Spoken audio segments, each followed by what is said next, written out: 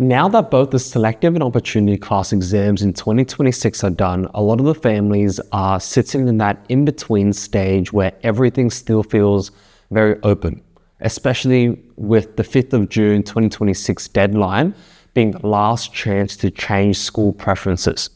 This is usually where things get a little bit more messy because for the first time in the process, parents aren't preparing for the Opportunity Class or the Selective exam anymore. They're trying to interpret it. And the issue is, once the exam is finished, most of the information people start relying on is actually just emotion, early impressions, and short-term reactions rather than anything truly reliable or stable.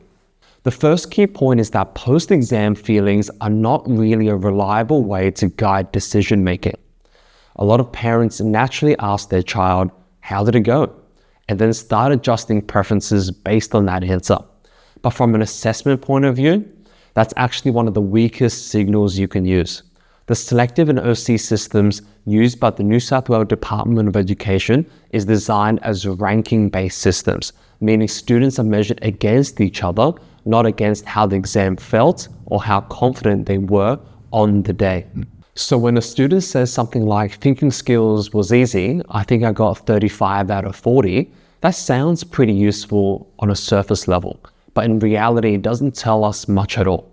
If one student found it particularly easy, there's a very high chance the large portion of the cohort also found it pretty easy.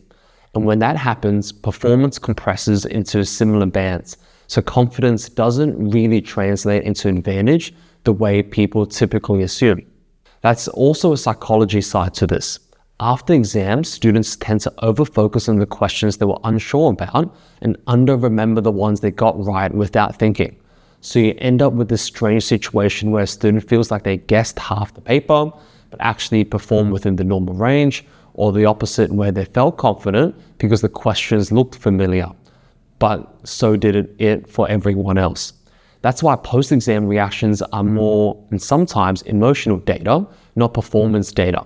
And using them should inform whether you might want to change your school options, not that you must change them. The second key point is that if you're going to change your preferences, it should also be based on consistent performance over time, not just a single exam reaction after the big test. This is where ASAT results, trial testing, structured programs like Selective Horizon become far more useful. For example, a student who consistently sits in the top 10 to 25% across multiple ASAT exams through reading, mathematical reasoning, thinking skills, and writing is showing a fairly stable performance band. Even if they come out of the real exam saying it felt easy or difficult, it doesn't automatically shift the underlying range unless the reaction was quite drastic. I've also seen students say the exam was hard, especially in reading or writing, for example, but when you look at their longer term data, not much has actually changed. They're still performing within the same band because what felt difficult was often just unfamiliar question framing under pressure. So if preferences are coming and going to change, it really should only happen when the pattern changes, not just the emotion attached to the one exam. However, if the student has really good self-awareness about their own ability, we can obviously take this into account and give it more credibility. How do we know? When the student says they had to guess 10 or more questions, chances are they did not do very well. How do we feel about doing the previous sample tests in the past?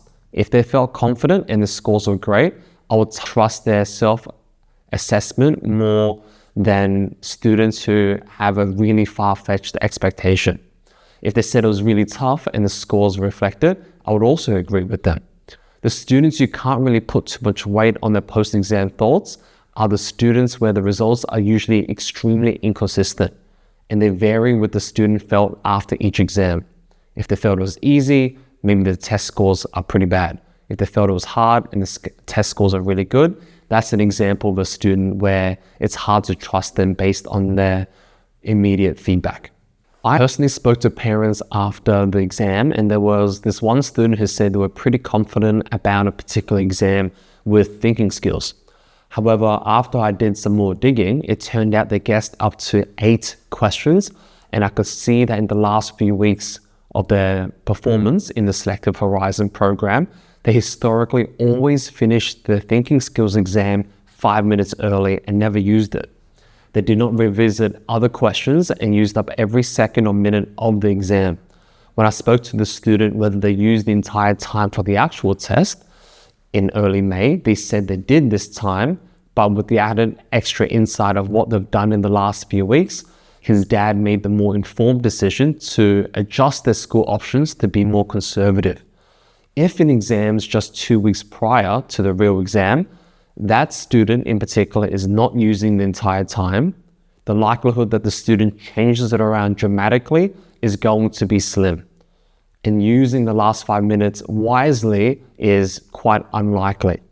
That's because there's added pressure in the real exam, even though the parents and the students and even the teachers are telling them to use every minute of it properly. If they're not doing it in the past, what makes us really think they're going to do it in the actual exam? The third key point is where things become more practical, and this is where I think most families can really benefit from slowing down and looking at the school rankings more closely. Many parents treat preferences as a wish list, but in reality, they should be structured around comparison and probability. A simple way to think about this is this: your selective preferences should always be stronger than your backup pathway, but they still need to make sense relative to it. For example, let's say a student's backup option is already a strong academic comprehensive school in the local area, a school that is already performing reasonably well in the HSC exam and for their outcomes.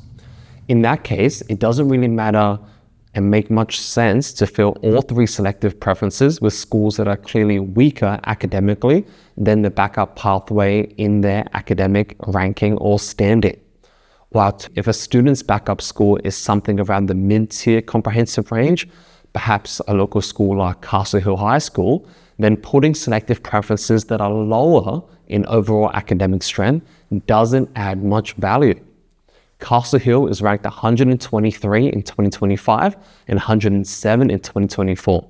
In some cases, families still list schools like Blacktown Boys High School as insurance for a partially selective school, even when the actual backup pathway, which in this case, Castle Hill, is comparable or even stronger from an overall academic environment perspective. For context here, Blacktown was ranked 246 in 2025 and 185 in 2024. That's where the strategy of the CSS framework would be adjusted, because every student may have a different backup option, which will in turn affect the choices you want to consider.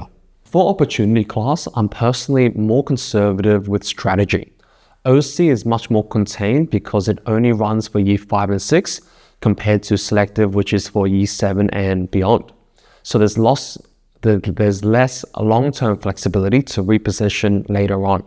Because of that, I personally generally think that it makes more sense to stay within the immediate local area when selecting OC preferences, rather than stretching too far out geographically or chasing school prestige for only year 5 and 6.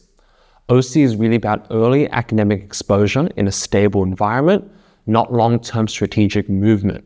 Selective, on the other hand, has more flexibility because students are, number one, older, pathways are longer, and there's more opportunity to shift or transfer later on in years 8 to 11, which is what I did personally. But if I bring it all together, the main idea is actually pretty simple. Post-exam decisions shouldn't be driven by how the exam felt in the moment. This should be driven by consistent performance patterns over time and a clear understanding of what your backup pathway actually is in real academic terms. There are some students that can be outliers and ace the exams, whilst others will struggle in practice tests, but these are ultimately exceptions. And the reason for having a strategy centered on this is not really the most wisest thing, and in some ways is similar to gambling. Once you start looking at preferences through that lens, being more practical and logical, most decisions become a lot clearer and a lot less reactive. So please take that into account if you decide to change your selective or OC options.